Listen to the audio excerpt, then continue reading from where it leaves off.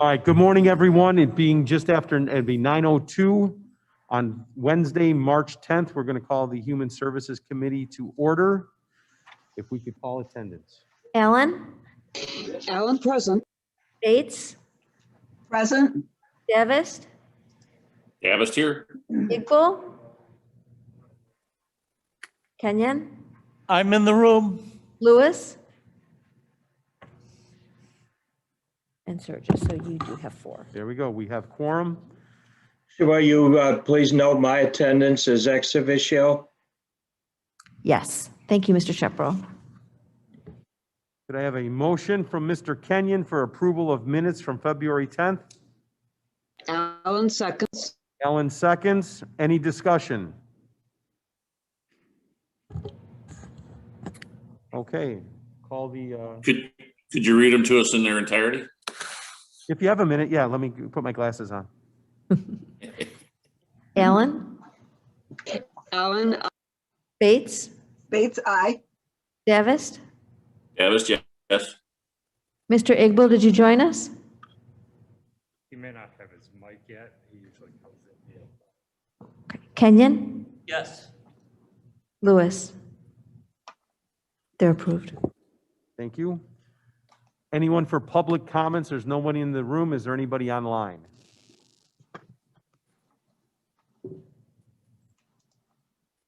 Blair, do you see anybody there? Okay.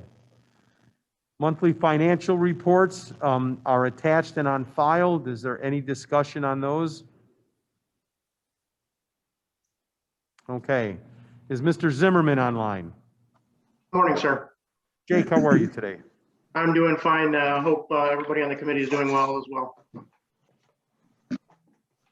Jake, all yours. Go ahead. Okay, thank you. So this month we're talking about the month of January. So the average Illinois veterans claim was decided about 4 days faster than those who came through our office. For pension claims, it was 40 days faster than our office. We just did our February numbers this week, and we are now beating the VA on the average compensation by 8 days, and we're substantially down from 89 days there. That 89.9 days has to do with a small sample size. Essentially, we only have a few months in the fiscal year. We had one claim that did take a very long time due to some outside of the VA record requests that were done. So if that one claim was to remove, that 89.9 number would have moved down to 29 days, so substantially less. For total claims pending, there's 10,516 claims pending in the state of Illinois. 158 of those are being prosecuted by our office. We filed 40 claims for disability compensation, 1 pension claim, 2 dependency indemnity compensation claims, 1 survivor's pension claim, 24 applications for healthcare, and 2 appeals in the month of January. 177 forms completed total, and $330,000 in new benefits awarded to our veterans, which is the second month in a row that we brought in more money to our clients than what we will receive in our property tax levy this year. So we're very happy to report on that. I do want to mention one thing: the healthcare applications on the second page of the report. That is substantially higher than, that's probably a quarter to a half of what we did, closer to a quarter what we did all of last year. That's primarily due to the VA being kind of ahead of the game on vaccinations. So we've seen a huge interest of folks wanting to get enrolled for VA healthcare so that they can access that through the VA. So we are putting a priority on processing those, oftentimes getting applications completed through our contacts at Hines within an hour or 2 from submitting the application. And Hines did just announce yesterday, I hope you did get my email on it, that they are opening up vaccinations to all veterans who are patients there, regardless of age or other medical conditions. So a veteran my age with no pre-existing condition can get their shot at Hines so long as they're enrolled in VA healthcare. And there is Jacob, Bates, please. Excuse me, may I ask a question? Would that include the North Aurora VA clinic? Yeah, that's a very good question. So Hines VA Hospital covers our area, and the Hoffman Estates VA Clinic, which is near the old Sears Center, and the Aurora Clinic, as well as LaSalle, Oak Lawn, Kankakee, and Joliet are all within the Hines universe, if you will. So Heinz is kind of their headquarters.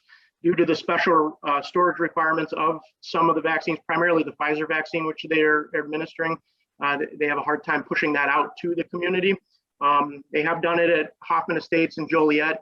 And when they've gotten some special shipments of the Moderna vaccine, which I guess the storage requirements aren't quite as strict, they did push those out to Aurora to be able to try to reach our area as well as the other clinics. So younger vets are eligible, but maybe not enough vaccine? My understanding is that we had some veterans call and they were able to get scheduled for their shot tomorrow. Thanks. So Okay. they seem, their supply chain is separate and distinct from that of the state of Illinois. So we're actually encouraging, veterans, if they're eligible to get it from Heinz, to get it, whether it's through the clinics or at Heinz, in order to help protect the supply chain here and make it more available. Thank you. Jake, anything else? Well, that's all I have to report, sir. Okay, for the committee members that are joining us and any other commissioners, I did want to just take a minute to acknowledge the gentleman that spoke yesterday at the county board meeting. Jake, I'm not sure if you're aware of this, but Jake and I met last week because there was an email and a communication from Barry Roberts, who works with and sits on the Veterans Administration Board. And Mr. Roberts had reached out to one of the other commissioners who found its way to me regarding exemplary performance from our staff, Jake and his entire staff, his team here at Kane County, and asking for some remuneration and consideration for that.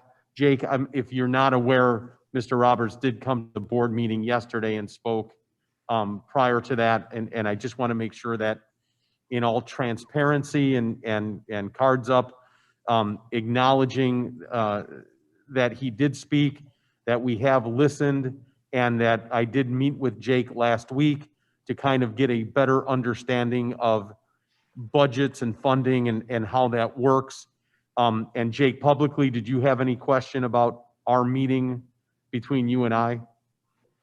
No, not whatsoever. And to just be clear, the Veterans Assistance Commission, the governing body that oversees my office, they've asked to do this for several years, and I've asked them to not do it for several years. And they decided to go around me this year. I don't have any control over that, but this is not something that I'm seeking or am going to advocate for myself. This really becomes an awkward situation for Jake and his team, but Jake is truly the nicest, most humble gentleman you could ever want to meet, and I just want to openly say that acknowledge that we heard Mr. Roberts and his team loud and clear, and that we'll be following up over the next, the next month or so as we gather some more information. So I want everybody to be comfortable with that and acknowledging, and I thank Mr. Roberts for reaching out to us. And Jake, I don't want you walking on eggshells or anything with this. You do a great job, and we're going to take a look at this in a very transparent, cards up way. So thank you. Mr. Chairman, Any questions for Jake? Mr. Chairman, this is Deborah. Hi, Deb. Hi. Jake, all of the above is so true. We only get wonderful reports about you, and thank you for representing us so well, and even more, thank you for representing the veterans so well. Can I ask this question? The last, I think, 7 years, we have done a 2% raise negotiated in our contracts with the unions, and also extended to all of our employees who are not union. Now, can I just ask, it's not much, but can I ask if you and your staff have received at least those 2% each year? Yes, ma'am, we have. We generally follow the finance department's budget guideline requests that they send out to us. Okay, great. I just wanted to check on that, because sometimes there are funding sources that come from other places, and I don't know necessarily where they go and who they get turned over to. So thank you for verifying that for me. I also wanted to say that I don't know if everybody knows, but the gentleman said that he was from the Lee Barrett Post. And I just wanted to remind everyone that Lee Barrett was one of our board members for many years, and it was wonderful to hear his name spoken again. Agreed. Deb, thank you so much. And just to mimic, I had the same exact questions when I met with Jake, and probably a few more asking, well, yeah, how the VA program works, where the funding comes from, how it's administered, the partnership between the VA board and the county board. And I will continue to report back to the committee as I learn, and Jake has been gracious in slowing it down enough for me to understand. So Jacob, thank you so much. Thank you. Thanks, Mr. Okay, moving on, human resources.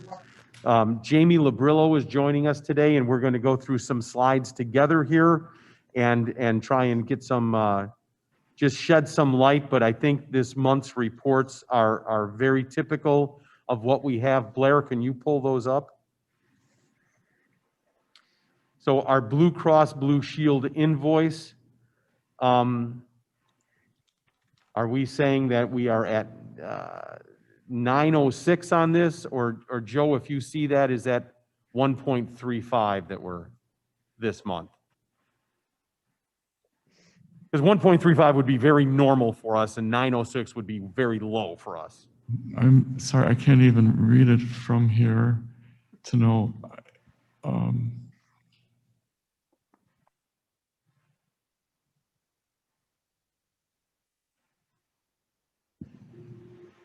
No, that is the amount.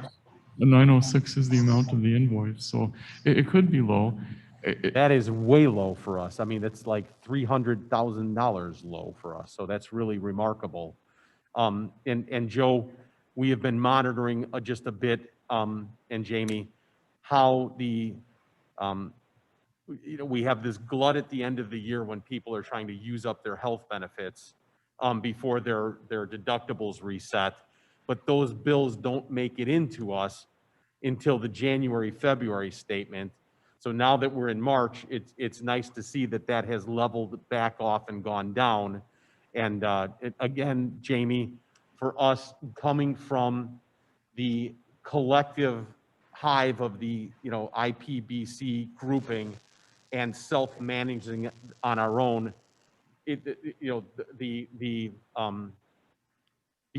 I don't want to use the word urgency, but knowing what those figures are and constantly reviewing them becomes crucial, just as a comparative of where we were and where we are, to make sure we're doing it correctly. So I can add a little information. We did get a message from Blue Cross Blue Shield this month that says they had an adjustment because they discovered that in December and January, they failed to properly capture the cost on the HMO and on ASO accounts.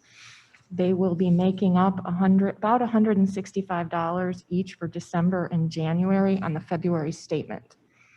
So that can account for some of the shortfall. So they're saying the January, that would be this bill, is $165,699 short. Because they made an adjustment, or they made a mistake in their billing, and that I'm sorry, so we owe them or they owe us? we owe them, so Okay. it was short, and so they will be recouping that on next month's statement. Okay, if we could just monitor that a bit for next month, that would be spectacular. Because again, I think that this is $350 low.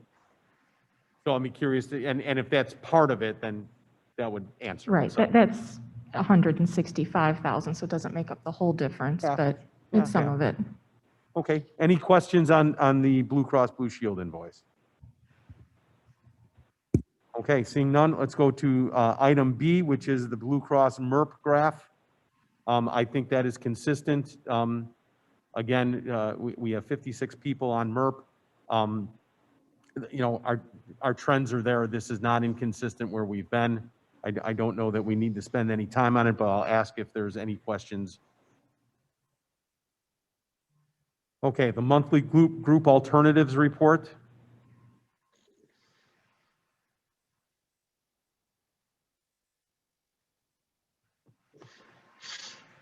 Again, in this particular, Joe, does that 912 figure, that is just the amount that we're putting toward reserve, correct?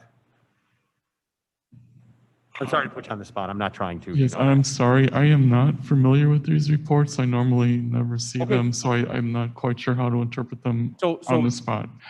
So this matrix is something that Michael Baker's team Okay, and our office has been working on to just be able to quantify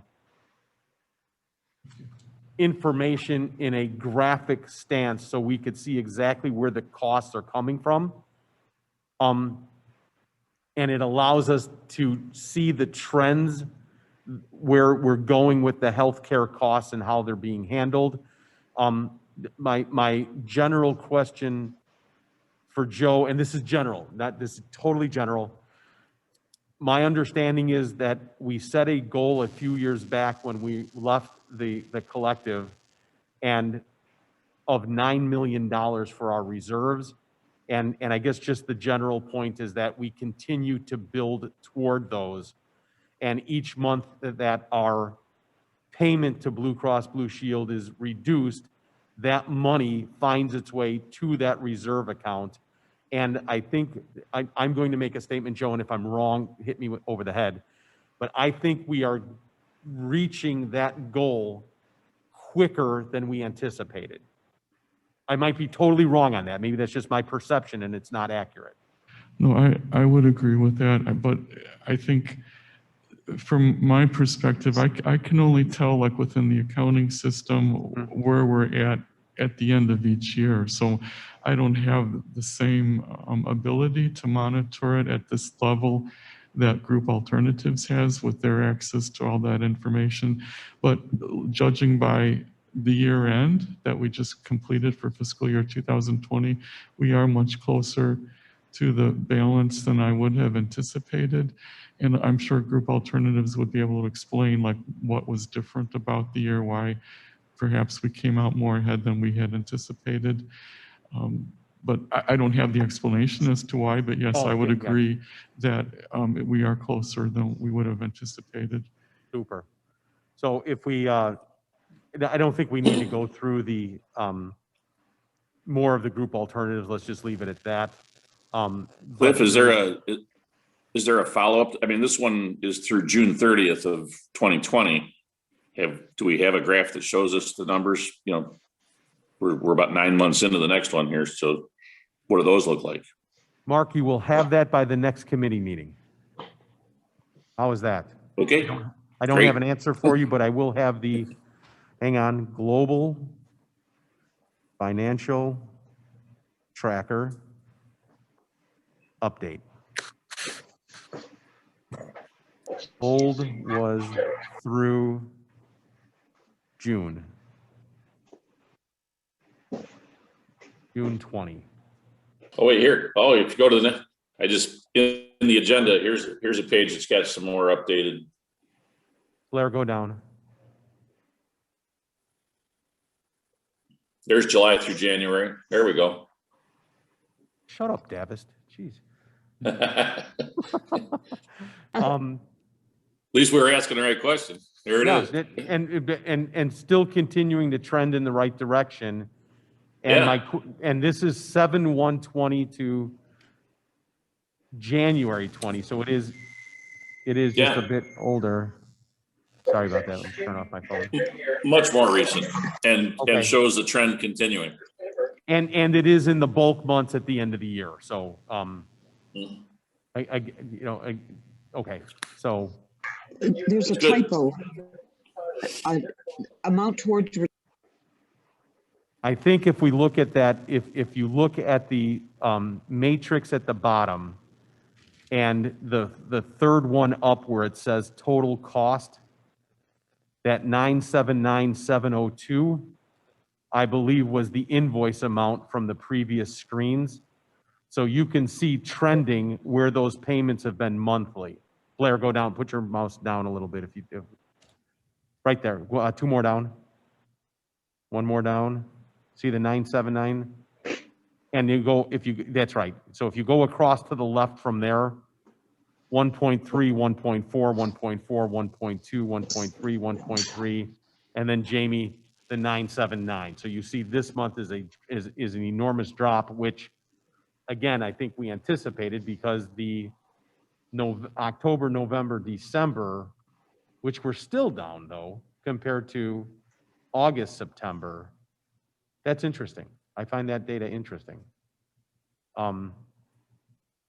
So, and we can get Mike to give us a report on this and bring us up to speed further. So, excuse me, Bates, please. Yes, ma'am.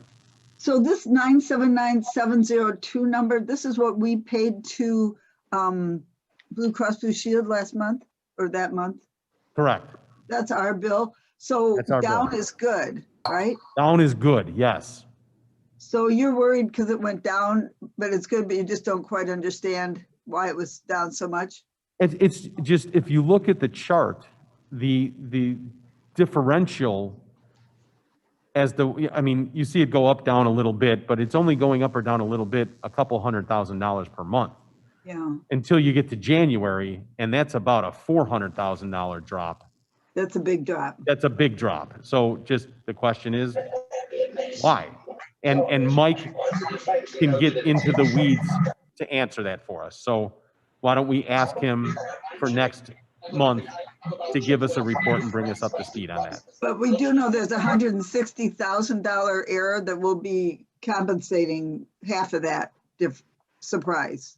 Yeah, but still, even with that though, if you look back to September, that's still a $300,000 drop. I'd just be curious. So. Yep, me too, thanks. Yep.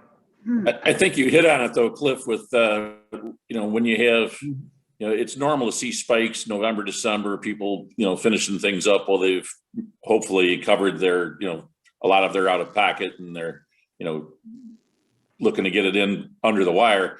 And in January, everything's reset.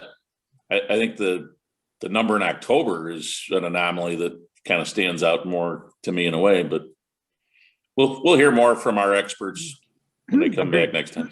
And Mark, this is just me, and I cringe to even bring it up, but I question, as the vaccines begin to roll out, how many people didn't go to their doctor because of fear of an interaction between the vaccine, and if it's just that simple, I would just be curious to know that. Yeah. A lot of And people, maybe there Cliff. is maybe there's absolutely zero correlation in that, but I would be curious. So, A lot of Time will people tell. didn't go. Ms. Bates, I'm sorry. Oh, excuse me. A lot of people didn't go to their doctor for those months because of COVID, fear of COVID. Right, and it could be just that simple. So, okay, and we'll get I will, Jamie and I will make sure that we follow up and get some answers to that for the committee. So, Mr. Chairman, this is Deborah. Can I ask a different question? absolutely, Deb. As long as we have Mr. Onzik in the room, he has said in his reports with some regularity that at the same time that we're trying to reach this $9 million milestone of reserve money to cover ourselves because we're self-insured, he has said, don't forget that the general fund has been supporting our health insurance to the tune of millions of dollars. And I just wondered if he could, Joe, if you're comfortable talking about it, could you explain that? And do you recognize what I'm saying as something that you have said in the past?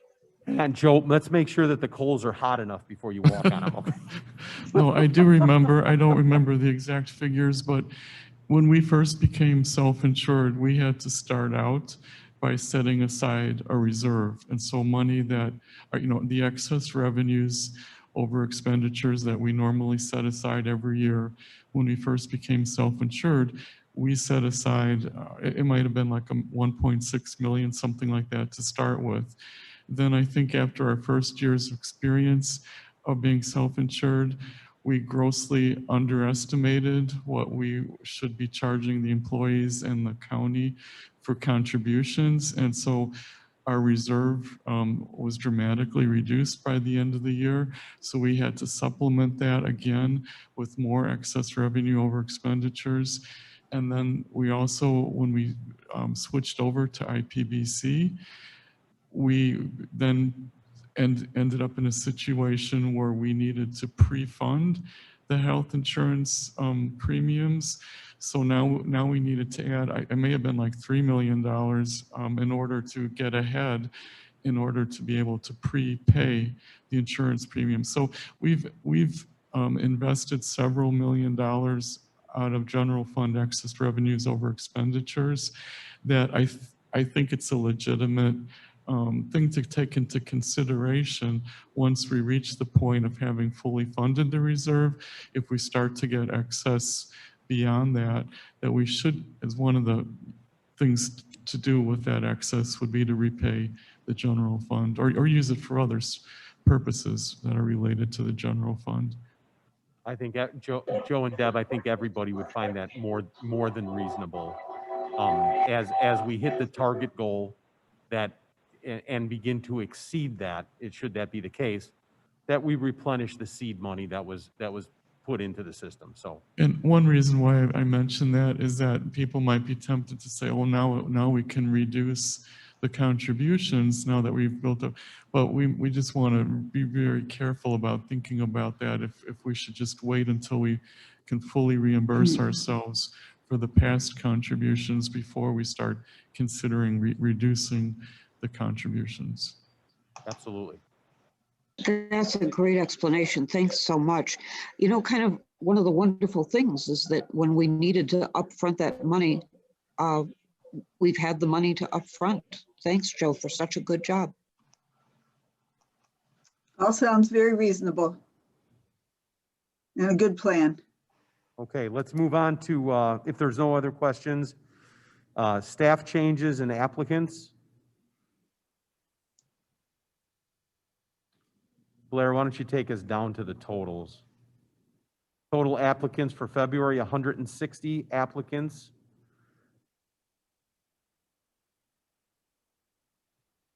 I don't know if everybody had the minute to go through all these, but 160 applicants, 14 hires, around a 10% hire rate. One termination. Okay, I think we're all... Careful, Cliff, weren't some of those hires having to do with elections? So they come and they go? Blair, if you could go back to the hires, the 14 hires. I think this was the applicants, go down. Down.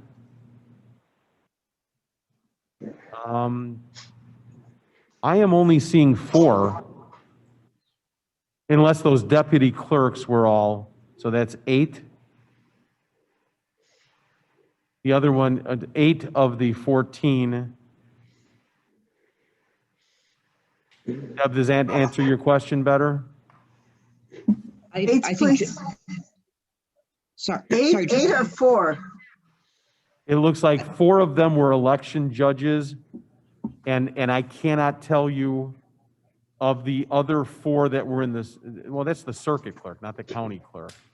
Exactly. So it looks like only, Deb, and I don't think that's the case. I think it's only 4 of them were election workers, 4 of the 14. Yeah.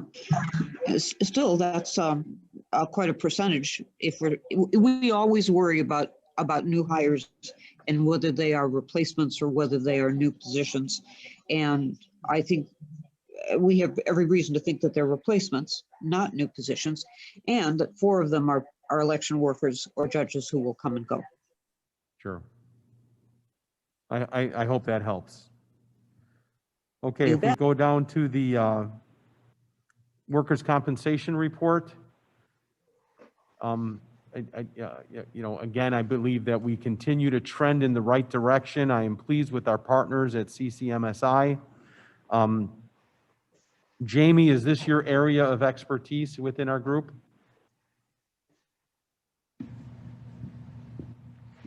Yes, I do handle the workers' compensation as a regular duty, so I'm pretty familiar with these. I think as far as numbers, we continue to trend down every year over the last couple of years. I think frequency and severity and across, across the, the enterprise and across the county, I think we continue to do a good, solid job there.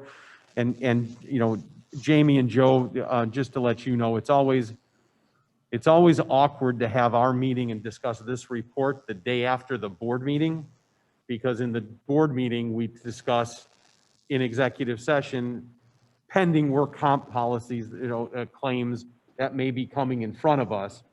So you get that report or those conversations on Tuesday, and then we come in and, paint a smiley face on it on Wednesday. And I think there's always a little bit of where do we really sit on this? And unfortunately, what was discussed yesterday may be 24 months down the road before we actually see it on a report. And we should acknowledge that and look at it, that some of these claims that we're looking at now may have been claims from 6 months ago, 3 years ago, that are just settling through the system. So, any questions on this? Bates, please, 24 months to get onto our reports? For a settlement. Oh, settlement. Okay, Yes, thanks. the state's attorney and the Yeah. claims adjuster may set a reserve, but until it actually works through to settlement, it wouldn't show up on here. Okay, thank you, Mr. Chairman. Okay, and if you do look on this report, there is an outstanding reserve column. Blair, if you can point up toward the top, to the Okay. top, to the left, that outstanding reserve column is out there, just Okay, to show us what we think might be. But then when you go all the way to the right, I think those are the totals of the columns there. good, thanks. I get it. Yep, Thank you. okay. Cliff Davister, Yes, if sir. memory serves, don't they, it's a 3-year window that they, when they're determining what they call a modification or experience factor, which affects your rate when you get, when the carrier sends you the bill. It's a 3-year window where they look at claims, if I remember right. So the whole system has a fairly, has a kind of a broad view. These things take time to work through the system. Do we still, or maybe Jamie knows, do we still actually get a report that gives you, I think they called it an experience factor or a modification factor? In Illinois, they would, you'd get your billing, and then based on experience and, claims that you have, it could be modified, up or down by how well you were doing. Is that still the case? Jamie, give me 1 second on that. So what Mark's discussing is what's called an experience modification factor, which compares your performance to your peer group's performance. I find that to be more often used in the private sector, and it is a 3-year revolving for any employer whose work comp premiums are $5,000 a year or more, and it is based on frequency and severity of the claims. So you can have a ton of little claims or one big claim, and they sort of, the algorithm offsets accordingly. Jamie, quite honestly, I don't know how that mod factor works in a self-insured fund such as ours. I haven't seen that report while I've been here, since we don't pay a premium per se, but since we're self-insured. It might be something they could prepare for us upon request, but I don't believe it's something that we get normally. Yeah, Mark, I don't think that experience modification. It may not factor apply to us. Applies to us, so. Okay. But I'm writing it down for review for next time. The trend is still very good, that graph that's on there right now. We are not good to see. bouncing at all. We're continuing the trend in the right direction, so. Yep. Okay, Mr. Chairman, yes, Ms. Bates? is that because our people are not getting hurt so much? Do we know why we're have such stellar performance on this? We'd like to think because the committee rocks, but I think the reality is. Oh, that- well, that- I'm sure. we did reach out and we asked some consideration from the board, and Ms. Bates, we have discussed this. We did reach out and said, as we shine a flashlight on this and begin analyzing it further, we honestly believe that we needed an additional claims adjuster to help with the volume that we had coming in and clearing out some of the cases that had been on the shelf for quite some time. And I do, and in working between the state's attorney's office and CCMSI and the additional staffing that they put on for us, I think all of that has trended. In addition, we have made inroads with our department heads to bring relevance to them to say, this is where you're at and this is where you're seeing your claims. Please be aware of it. And sometimes just the information allows you to take some action. You know, hey, people are always tripping and falling in this area of the parking lot because it doesn't get salted, because the radius isn't there. Well, let's fix that and see what we can do. And sometimes, again, just bringing facts to light allow you to make some internal corrections. And then I also don't want to trivialize this. We did have some large claims out there that you can see on the graph that have just aged out. And so I think when you put all of this together, it just works. Meaning we didn't ignore things. We didn't rest on our laurels and say, hey, those bigger ones are going to age out and we're just going to improve. We had a challenge trying to obtain insurance, and some of our insurances just obtain them even at a more reasonable cost because of the frequency and severity of the claims that we were occurring both on the liability side as well as the workers' comp side. And it really became, an urgency for us to clean up a little bit where we could. And our outside partners have been nothing but wonderful in helping us do it. And that partnership, the partnership wasn't just with the committee, the partnership was with our department heads and through education, and the results are there. So there's That's no a good job. there's no that one is a silver. good job. Thank you. There's no one silver bullet on this. This has been truly a team effort across the board. Good. Thanks. But it is primarily the Human Services Committee's work. Primarily. Mark, everybody said it was all you, but I didn't know how to take that. So,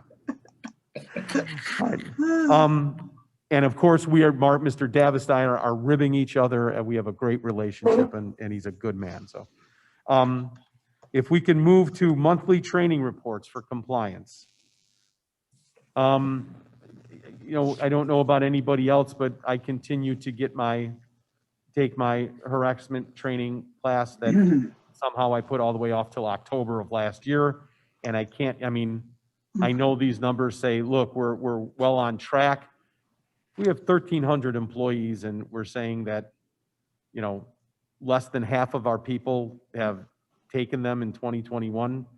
Q1 is going to be over pretty quick here. And, I do think that we can push on this a little bit stronger and try and get some of these mandatory things taken care of. Our staff has really gone out of our way to make sure that these aren't live training sessions that are taking place and taking time from your day, but trying to accommodate and use technology to say, these are online courses.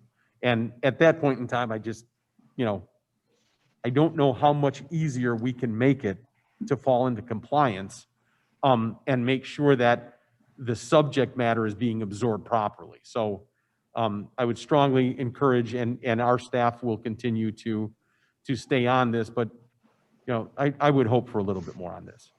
Mr. Chairman? Mr. Kaios. Mr. Caius, thank you. Just curious, and it is really easy to take. It's, just a matter of time, an hour or so. I'm curious, I know I was speaking to my wife who works for the private sector. They're required by their employer to fulfill this obligation to take the training under their employment. I'm curious why it is not required for us as an entity to have. Let me try everyone- and answer that from a broad brush. We are required to have a certain percentage of our employees testing positive. Is that not accurate, Michelle? Like sexual harassment trainings and other, Can you get on the mic for us, please?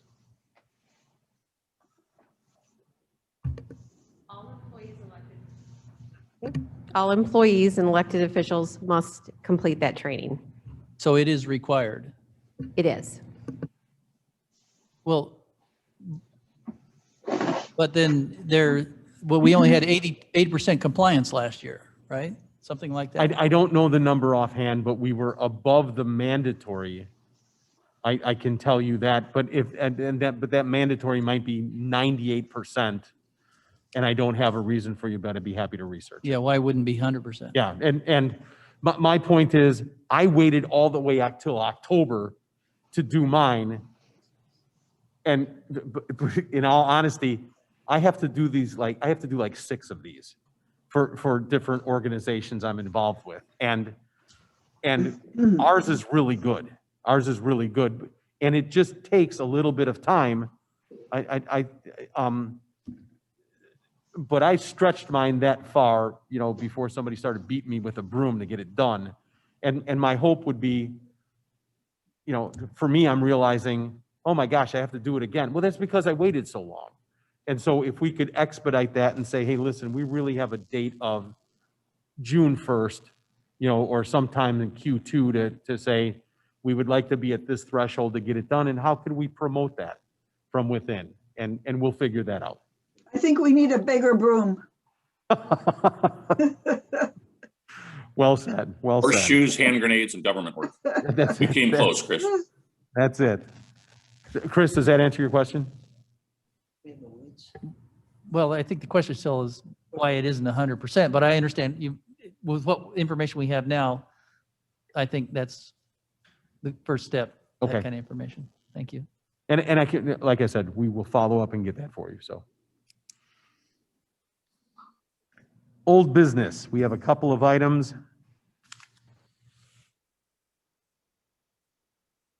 Item A, Blair, if you can bring us down there. Jamie, do you have any basis or familiarity with A, B, and C? Yes, I do.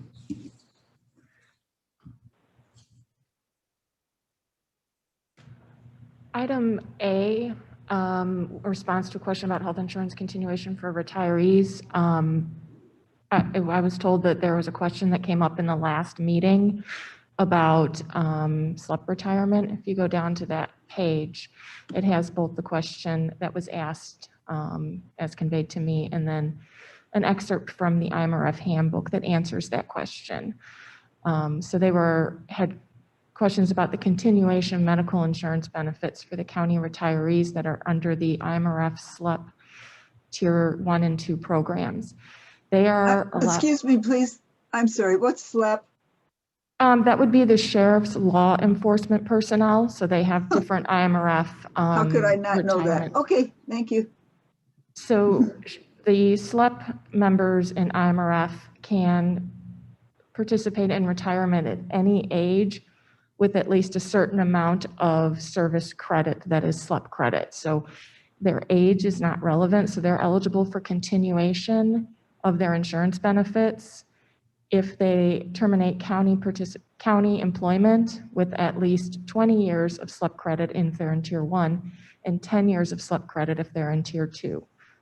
They would be eligible for continuation benefits on their insurance. Any questions for Jamie on that? No. Who asked that question last month? Does anybody remember? So this not being a red line version did we just miss the age requirement where that's what we're fixing now?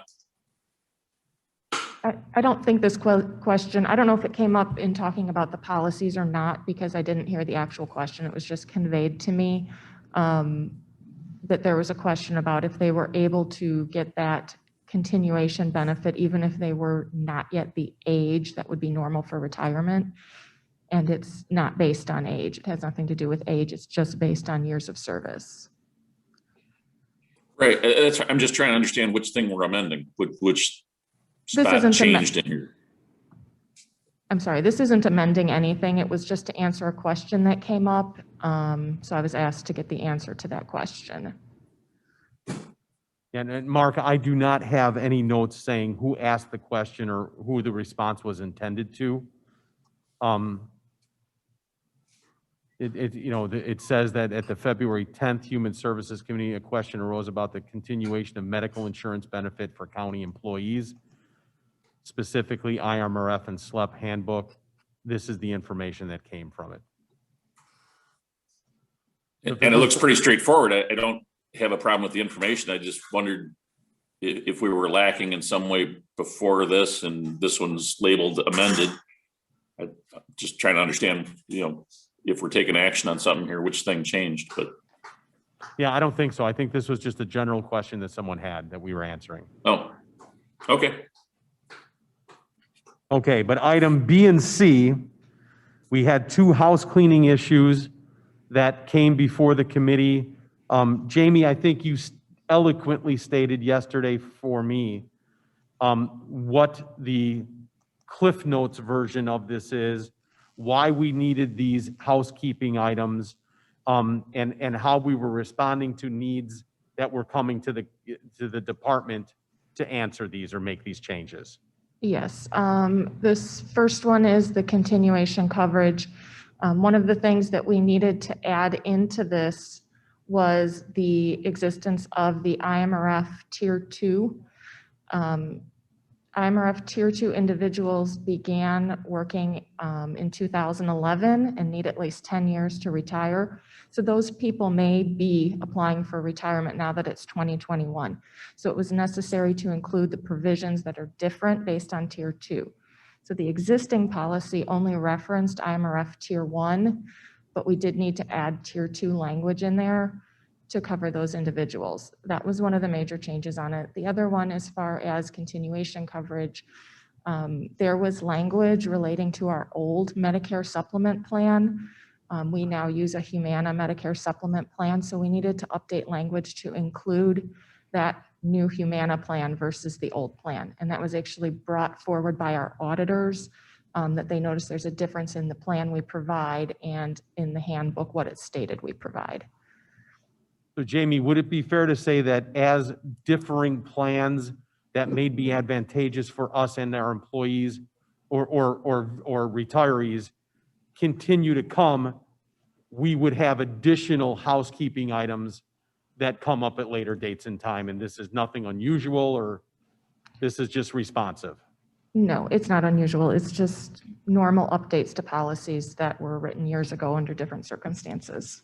Perfect. And for the committee's reminder, this was in front of you last month. We took a 30-day briefing to take the time to read this and make sure that we all understood and that we were coming back today to move it out of this committee and onto the next. And with that said, I would be looking for a vote for resolution amending employee handbook, item number 8B. So moved. Do you need a motion now? Yes, Ms. Bates moves. I need a second. Alan second. Alan seconds. Any discussion? Yes, Mr. Chairman. Is that Mr. Iqbal? Yes. Welcome to the meeting, sir. Oh, thank you. Yeah, yesterday I sent you a red line off the red line and also copied over to Jamie. And I had one suggestion or amendment to that resolution. Mo, I want to be, Mo, hang on a second. Just to let you know, if you sent me that email, I did not get done with meetings last night till almost 8:30 at night, and I did not read that at all. And I apologize for that, but knowing that, please go ahead and state what you, Jamie, did you read what Mo had sent? Yes, I did. And Okay. I responded to him, but I'm sure he can outline what he'd like to have done. Okay, Mo, go ahead. Thank you. Yeah, there were two things. One pertained to one resolution and the other pertained to the second one.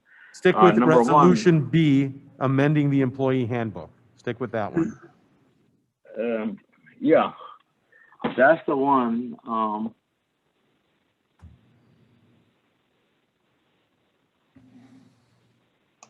So, okay. I'm reading this thing. If you. Well, if you don't have it, Jamie, if you have it, could you state what the concern was, or if you haven't, if it was okay to modify? It was just a verbiage change. I don't have it in front of me what the verbiage change was, but I think he was just adding a word in one of the paragraphs for clarity. It didn't change the overall meaning of it and was a good, clear change. The other comment he had was about defining what a retiree is. And I had sent a statement, which is what we define a retiree as, which would be a person who terminates their employment with Kane County, and at the time of termination, they qualify for an IMRF pension, even if they are deferring those benefits. Mo, as a matter of housekeeping, were you okay with those changes? And are you motioning to modify the resolution? I am motioning to modify the resolution. Actually, both of them, let's go one at a time. The first one actually clarified, as Jamie said, if somebody opts out and next year he wants to opt in, he should be able to opt in. That's what I said. Okay, let's just a protocol. Do we have a second to Mo's modification so we could discuss? This is Lewis. I'll second. Anita, welcome. Thank you so much. Okay. I Now did let- join late and I did send out an apology to you all. It was about 10 after 9. Thank you. You're wonderful. Thank you. Okay. And so Mo, please go ahead with the one for amending the employee handbook. I sent you the red line. I mean, I can send it to you again, but I don't think that all it says was, let me pull this up.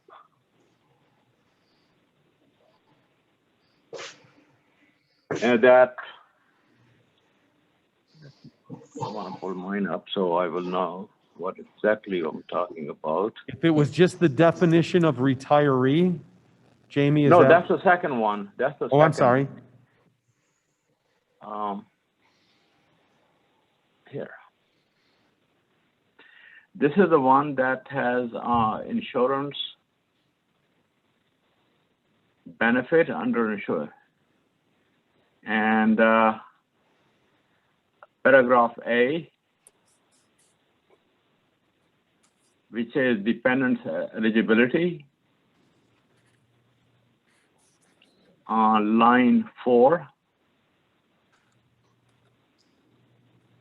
I honestly, without having this, I don't know that I'm comfortable taking a vote to amend a resolution that we don't have in front of us. And Mr. Chairman, I agree with that. This is difficult. I mean, that's what I was sent. And Mo, I apologize. I did not read it last night. But we sent this out to everybody 30 days ago, and unfortunately there were some unforeseen events yesterday that kept me from being on top of this. So I don't have any problem. This is not hostile in any way. I don't have any problem, tabling this once again and incorporating those, but I'm going to urge everybody that if you have anything else to roll into these, speak now. If not, the only thing we're going to consider is the changes that Mr. Iqbal has made. Cliff, I tend to agree with you that without having a red line version in front of us and having it be really clear, it's difficult to want to vote on it. But I know Jamie said that it was clear, concise, and didn't change the spirit of it. Mo, if you could, you were as far as the paragraph and which line is this like a single word or one or two word change? And let's at least hear it and see what. Yes, this is the under insurance benefit and says eligibility and dependent eligibility, right? Paragraph okay, A, then fourth line. Yeah, then there's a paragraph A. Okay, And paragraph A, line 4, it ends with requirement shall be removed. It shall be removed from Kane County Health Plan. health, Okay, and I'm saying that after this, add for that enrollment period. Not forever. If you put full stop, that could mean forever. And what I'm saying is for that enrollment period. that enrollment period. That makes sense. I don't know what the, will of the committee is to, wait for a month for that, or, if you want to try to do it, but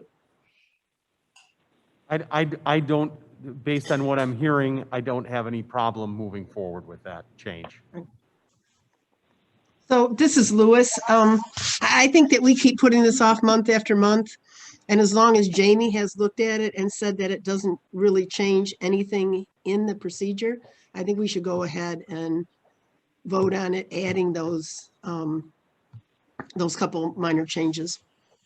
I can agree with that. yeah. So if there's no more conversation on the floor, can we vote on the amendment and then vote on the resolution?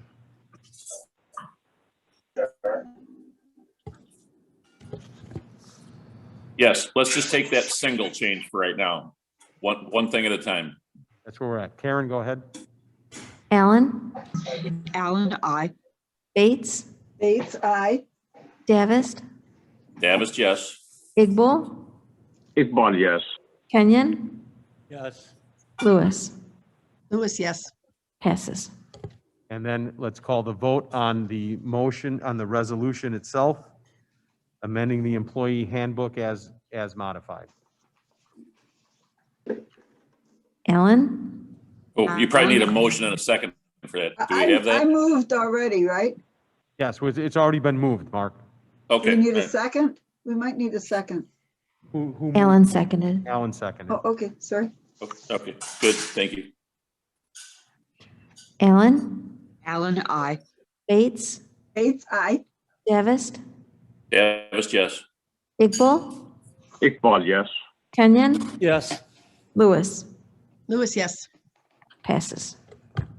Okay, now item 8C, amending the personnel policies handbook section, insurance benefits. Mo, admitting that I did not read my emails last night, is there anything that you had on that one?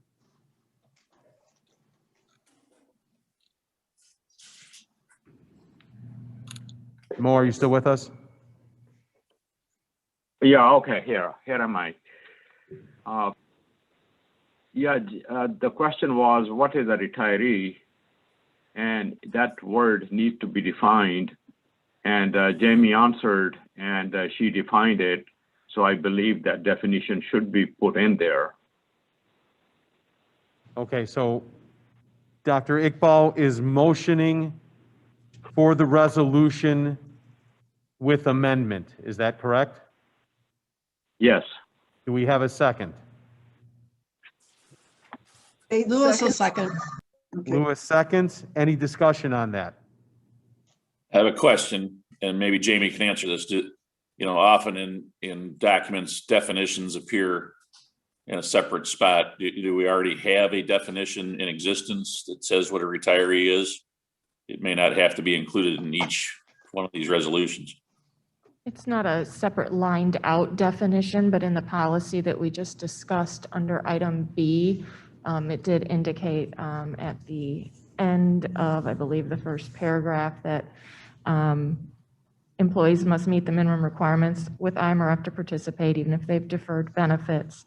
And then it defines the IMRF retirement limits. That would be the only place that it's currently defined. Mark, is that satisfactory? It sounds like it's in existence. This is a little tough to be making these changes on the fly without having them, red line version and writing and everything. I understand Mo's desire to have it in there. It makes sense. It's just tough to do it this way. Try doing it when you gave the committee an additional 30 days and you didn't get it until the night before. So I agree Yeah. with you. But I think if we have it, there is plenty other committees for this to be looked at, and we should move this on. Should we call the question? Yes, we should. Bates calls the question. Ellen, Alan, I. Bates, Bates, aye. Davis, I'm sorry, what is the question? Good question. The resolution I don't know what amending the the la- I personal mean, it- policy handbook section insurance benefits with the change to the definition of retiree by Dr. Iqbal. The wording of the definition being what? I can't, it's, Jamie? A retiree is defined as a person who terminates employment with Kane County, who meets the minimum eligibility requirements for an IMRF pension at the time of termination, even if they defer their benefits. all right, so you just want to insert that language at the end of a paragraph here somewhere. Is it IMRF and SLEP? Yes, SLEP is a part of IMRF, so it would be all IMRF. Ms. Neerman is All right, coming to the podium. Hi, Michelle. And this is Good why. morning, everyone. Good morning, everyone. The State's Attorney's Office would be happy to work with Ms. Labrillo to define retiree in accordance with the IMRF statute and guidelines, if that would be acceptable to the committee. So those corrections would show up at the next committee, which would be exec. Correct. Okay. So let's continue the vote. Are we on I need, Davis? Mr. Chairman, may I have a clarification? Do I need to take back my vote? No, let's continue sorry. on let's continue where we're going. Okay, all right, let's go. It's amazing. Amazing. Mr. Davis, your vote, please. Davis, no. Iqbal, Iqbal, yes. Kenyon, Yes. Lewis, Lewis, yes. passes. I will make sure that before this goes to exec, the committee has clean versions of a red line version and a clean version to make sure that the spirit that we intended this to move on with is taken care of. So, Perfect, Mr. Chairman. Thank you. thank you. Thank you. Any new business? I have none at this time. No, we voted as amended. Yes. Correct. Because the initial vote was an amended. Yep. It wasn't up for discussion and then amended. It was presented with amendment. Okay. Any new business? Need a motion to replace reports on place reports on file? Let me move that. Mr. Kenyon moves. Second, Bates. Ms. Bates seconds. Any discussion there? Please call the roll. Allen, Alan, I. Bates, Bates, aye. Davis, Davis, yes. Iqbal, Iqbal, yes. Kenyon, Yes. Lewis. Lewis, yes. Thank you. All right, there's no executive session meeting and needed. And Mr. Fraz, can you hear us? There are people who pay to have that background behind them. Is that really your house? That's our house. Well done, sir. Thank you. Motion That to adjourn. ceiling is beautiful. I move we adjourn and let the other people come in the room. Mr. Kenyon motions to adjourn. Ms. Bates seconds. Second, This is an all in favor. Say aye. aye. Aye. Aye.